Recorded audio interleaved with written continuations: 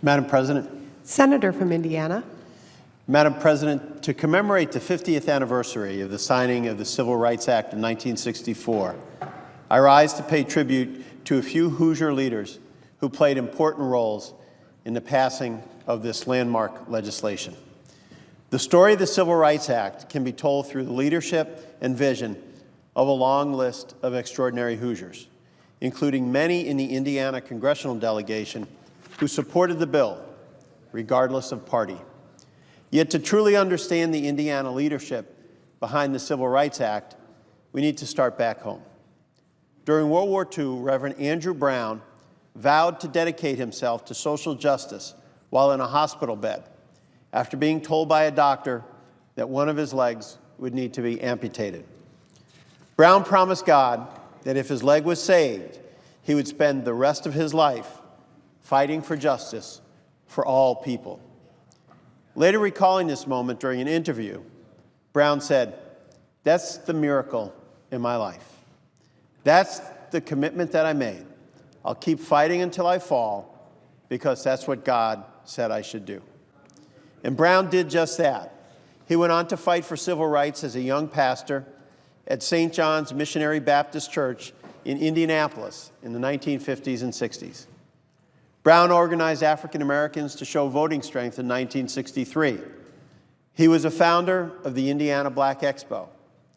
He started Operation Breadbasket, a radio show devoted to promoting economic and social justice, and he served as the president of the Indiana chapter of the NAACP. He marched with Dr. Martin Luther King in Selma, Alabama in 1965.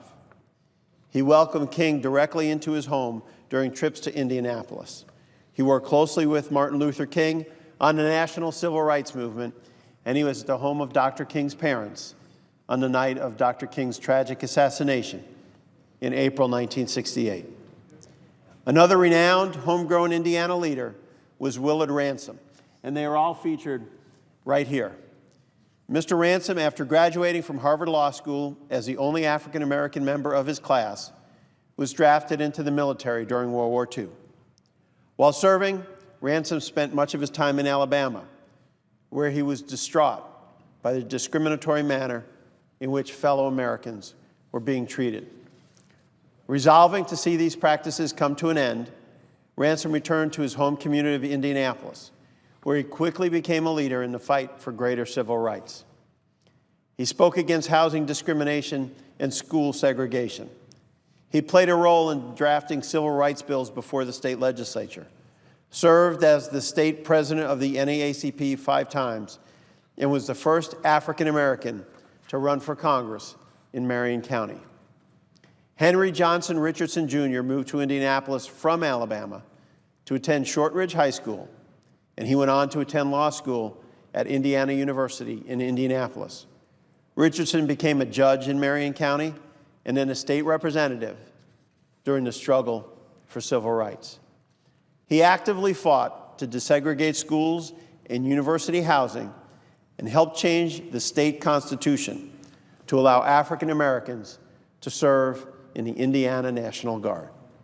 These men brought together Hoosiers from every corner of the state, every socioeconomic class, race, and religion to further their efforts. They knew if we want to improve together, we have to work together.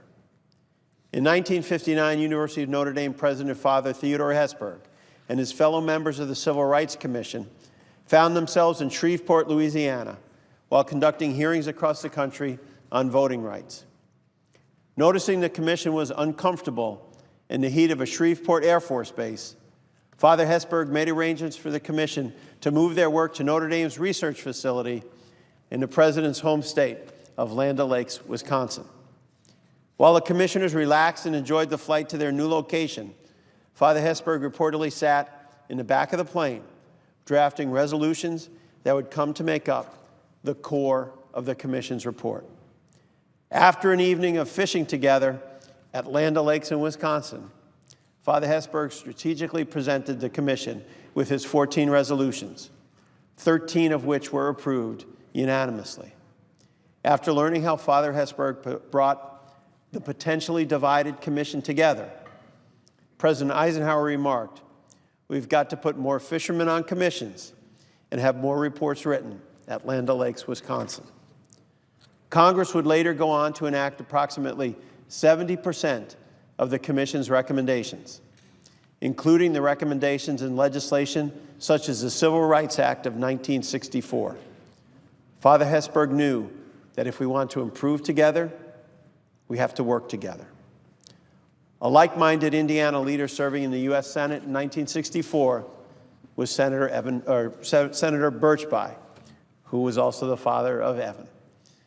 On June 19, 1964, exactly 1 year after President John Kennedy submitted the Civil Rights Act to Congress, Senator By helped the Senate pass the most important and sweeping civil rights legislation since Reconstruction.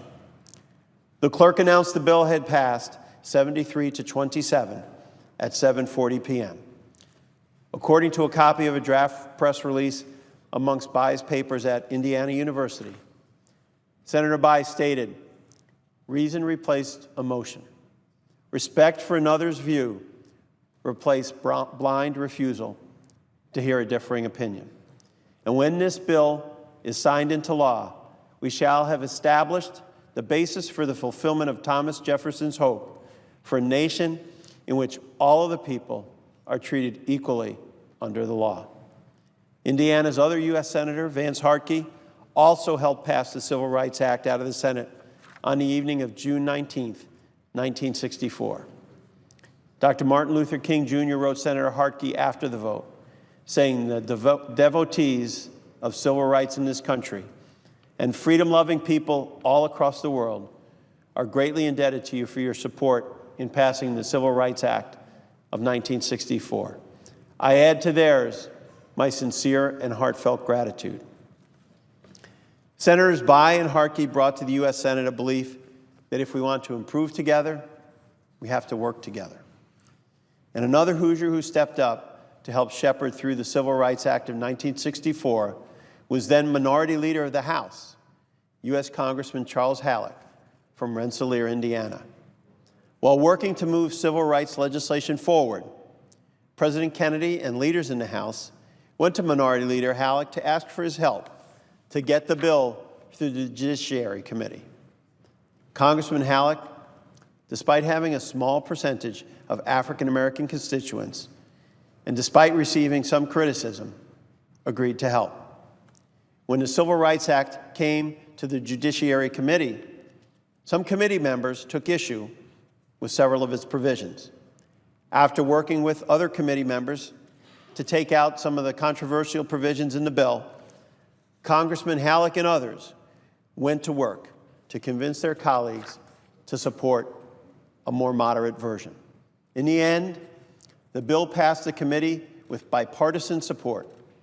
No one got 100% of what they wanted. But thanks to Congressman Haluk, the Judiciary Committee was able to move forward a strong bill that both Republicans and Democrats could be proud of. In private conversations shortly thereafter, Congressman Haluk admitted that his vocal support for the Civil Rights Act was endangering his position as House Minority Leader. And he said he would likely lose his position after the next elections because of his support. And he was right. Despite the personal cost and consequences, Congressman Haluk's work to bring Republicans together with Democrats to support the Civil Rights Act was key to its success. He showed if we want to improve together, we have to work together. On August 28, 1963, another Indiana congressman stood behind Martin Luther King Jr. on the steps of the Lincoln Memorial and bore witness to a speech that would change the arc of American history. John Bradamus came from Mishawaka, Indiana, and he grew up hearing stories of the KKK boycotting his father's restaurant simply because he was Greek Orthodox. These stories, coupled with John's progressive Methodist faith, instilled in him a deep sense of social justice that guided him throughout his career in public service. Congressman Bradamus became an instrumental supporter of civil rights during his 22 years in Congress. After witnessing Dr. King's I Have a Dream speech, Congressman Amos welcomed King to speak in Indiana's 3rd District. Years later, Coretta Scott King remembered his work and helped campaign for Amos' last bid for re-election. A pioneer in federal education policy, Congressman Amos worked hard to both integrate schools and increase their funding across the entire country. Minority Leader Haluk and Congressman Amos were not alone in supporting the Civil Rights Act of 1964.